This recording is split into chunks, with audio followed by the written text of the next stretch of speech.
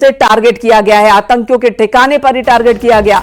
भारत के हवाई हमले में 70 आतंकियों के मारे जाने की खबर है और पीएम मोदी खुद ही इस पूरे ऑपरेशन की मॉनिटरिंग कर रहे हैं। भारतीय आर्मी ने लिखा, न्याय हुआ, जय हिंद। यही बात भारतीय वायुसेना की तरफ से भी लिखी गई है कि न्याय हुआ है, जय हिंद। ऑपरेशन सिंदूर, पीएम मोदी ऑपरेशन की मॉनिटरिंग कर रहे हैं और यहां मुरीदके की तस्वीर भी आपको दिखा रहे हैं। लश्कर का हेडक्वार्टर है यहां पर और तमाम कमांडर है लश्कर के जो कि मारे गए। हालांकि ये अंदेशा पहले से ही था पाकिस्तान को कि भारत कोई बड़ा एक्शन तो लेगा ही। पाकिस्तान के रक्षा मंत्री भी बार बार यही कह रहे थे, कल भी उन्होंने इस बात को दोहराया था कि भारत जरूर बदला लेगा, बड़ा बदला लेगा और अगर भारत अटैक कर देता है तो पाकिस्तान के पास बचने के लिए बहुत कम रास्ते हैं। लेकिन फिलहाल यहां देखिए, बहुत बड़े युद्ध की शुरुआत नहीं हुई है बल्कि भारत की ओर से आतंकियों को ही निशाना बनाया गया है। मुजफ्फराबाद और बहावलपुर में हमला हुआ, आतंकियों के 9 ठिकानों पर हमला हुआ और लश्कर-ए-तैयबा के कैंप पर हमला हुआ है। मुरीदके में यह कैंप पूरी तरह से जमींदोज हो चुका है, जहां पर आतंकी पनाह लेते थे, जहां पर आतंकियों को ट्रेनिंग दिया जाता था। यह हेडक्वार्टर है, यहीं पर डिसाइड होता था कि भारत में कहां किस तरह से दुनिया में आतंक को बढ़ावा देना है, आतंक फैलाना है, मासूमों की जान लेनी है। अब इस हेडक्वार्टर की स्थिति आप इन तस्वीरों में देख सकते हैं।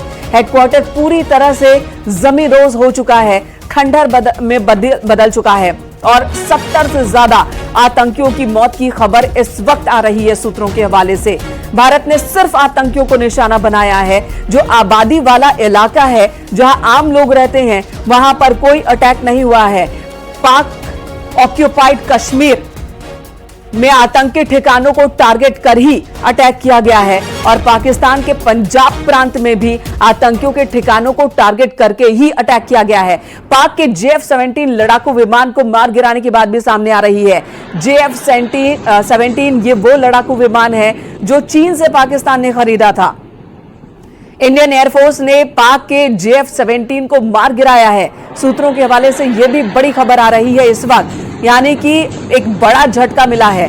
एक तरफ तो आतंकियों का सफाया, आतंकी ठिकानों को जमींदोज करना और दूसरी तरफ पाकिस्तान की वायुसेना को भी झटका है। ये JF-17 लड़ाकू विमान को मार गिराने की बात आ रही है और एक और बड़ी खबर आ रही है कि अब LOC पर पाकिस्तान की ओर से सीज फायर और ज्यादा बढ़ा दिया जाएगा।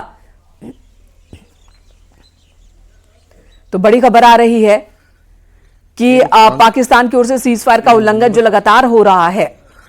22 अप्रैल को 2025 को पहलगाम में आतंकी हमला हुआ।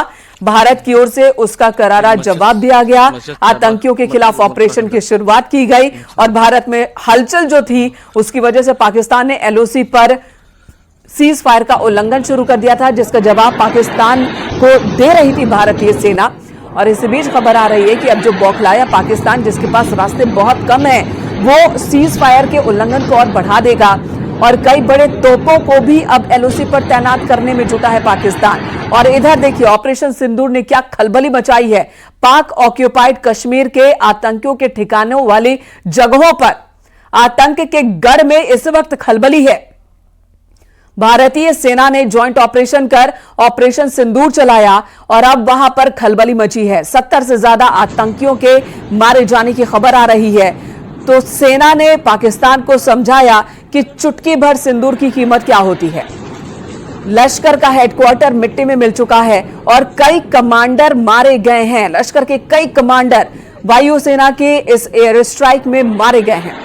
हालांकि इससे पहले खबर आई थी कि जब पाकिस्तान को यह अंदेशा हो गया कि भारत बदला लेकर रहेगा पहलगाम आतंकी हमले की, तब लश्कर के हफीज सईद को सुरक्षित जगह पर पाकिस्तान की सेना लेकर गई। लाहौर में उसे सेफ हाउस में रखा गया है, यह भी खबर आई। पाकिस्तान के अंदर पाकिस्तान की सेना और पाकिस्तान की सरकार किस तरह से आतंकियों को पनाह दे रही है, भारत ये दुनिया के सामने उजागर करता रहा है और भारत की निगाह हर हलचल पर है। और भारत सरकार ने यह भरोसा दिलाया था कि हम एक्शन लेंगे, कार्रवाई करेंगे। सेना के तीनों विंग को पूरी छूट दी गई थी प्रधानमंत्री की ओर से। लेकिन ये जो अटैक हुआ, ये अटैक इसलिए मायने रखता है पंजाब के इलाके में मुरीदके के अंदर और बहावलपुर के अंदर। उससे पूरी दुनिया के अंदर ये संदेश गया कि ये केवल कश्मीर से नहीं हो रहा था, ये पाकिस्तान की आर्मी, क्योंकि पंजाब के जिस इलाके के अंदर ये टेरर कैंप चल रहे हैं वहां आप देखिए कि आर्मी के बड़े हेडक्वार्टर हैं। वहां से चाहे बावलपुर की बात करें या मुरीद का लाहौर के पास की बात करें, तो वहां से एक तरह से पूरा संदेश यहां से गया कि किस तरीके से पाकिस्तान की आर्मी इन आतंकियों को मदद कर रही थी, ट्रेन कर रही थी। इनके हेडक्वार्टर पंजाब में चल रहे थे और वहां से फिर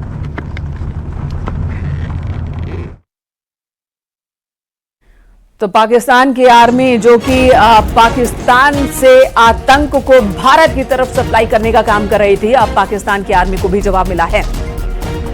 और इस वक्त बड़ी खबर आ रही है, राफेल का इस्तेमाल हुआ, सुखोई 30 का इस्तेमाल किया गया भारतीय वायुसेना की ओर से, और राफेल लड़ाकू विमान का इस्तेमाल किया गया। राफेल से दागी गई स्कैल्प मिसाइलें, जिसने पाकिस्तान में आतंकियों के गढ़ को तबाह कर दिया। भारत के हमले में पाकिस्तान को बड़ा नुकसान हुआ है। पाक में सभी स्कूल कॉलेज फिलहाल आज बंद कर दिए गए हैं। और ये देखिए, जब मिसाइल जमीन पर टारगेट पर जब मिसाइल ने अटैक किया तो कैसे अफरा तफरी मच गई। ऑपरेशन सिंदूर की ये तस्वीरें आपको दिखा रही हैं। ये पाकिस्तान में ही किसी शख्स ने ये वीडियो बनाया और ये वीडियो हम आप तक पहुंचा रहे हैं। ऑपरेशन सिंदूर 12:37 पर, रात में 12:37 पर, जब पाकिस्तान की सड़कों पर अभी लोग चहलकदमी कर ही रहे थे और तभी भारत की वायुसेना ने अटैक कर दिया, एयर स्ट्राइक किया और उसके बाद वहां खलबली मच गई, भगदड़ मच गई, चीख पुकार मच गई। लश्कर हेडक्वार्टर मुरीद के को जमींदोज कर दिया गया पूरी तरह से। मिट्टी में मिला लश्कर और जैश का हेडक्वार्टर। पाक के हमले के बाद पाकिस्तान पर जम्मू, श्रीनगर, लेह, जोधपुर में उड़ानों को रद्द किया गया है। एयर इंडिया की अमृतसर, भुज से भी उड़ानें फिलहाल रद्द कर दी गई हैं। वहीं जामनगर, चंडीगढ़, राजकोट से भी उड़ानें रद्द कर दी गई हैं। दोपहर 12 बजे तक एयर इंडिया की फ्लाइट्स रद्द रहेंगी। और आपको बता दें, पाकिस्तान में भी इस अटैक के बाद खलबली मची हुई है। पाकिस्तान में जो वहां का एयर स्पेस है इस वक्त पूरी तरह से प्रभावित हुआ है। पाकिस्तान की वायुसेना को बड़ा झटका लगा है, बड़ा नुकसान पाकिस्तानी आर्मी को भी हुआ है इस एयर स्ट्राइक में। लेकिन निशाने पर पाकिस्तान में आतंक का गढ़ था। भारत की ओर से कैलकुलेटिव कदम उठाया गया, आतंक के गढ़ को निशाना बनाकर एयर स्ट्राइक किया गया और 70 से ज्यादा आतंकियों के मारे जाने की खबर आ रही है। तो भारत में एहतियातन कई बड़े फैसले लिए गए हैं, खासकर जो बॉर्डर की तरफ वाले एयर स्पेस है वहां से उड़ानों को फिलहाल रद्द किया गया है। और इधर रक्षा मंत्री राजनाथ सिंह ने ऑपरेशन सिंदूर का जिक्र करते हुए जय हिंद लिखा है। प्रधानमंत्री नरेंद्र मोदी खुद इस पूरे ऑपरेशन की निगरानी कर रहे हैं, ऑपरेशन पर नजर बनाए हुए हैं।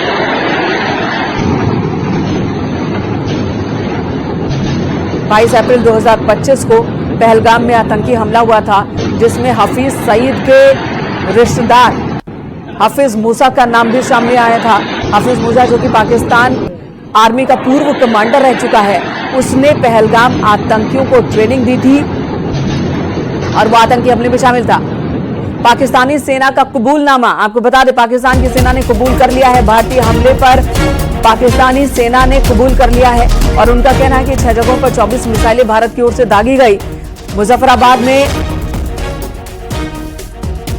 भारतीय हमले पर पाकिस्तान की सेना ने यह कहा है, ये तो कबूल कर लिया है कि भारत की ओर से अटैक किया गया, लेकिन उनका कहना है कि 6 जगहों पर 24 मिसाइल से अटैक हुआ है और किया गया है। ये बड़ी खबर है और लश्कर की टॉप लीडरशिप ढेर हो गई है।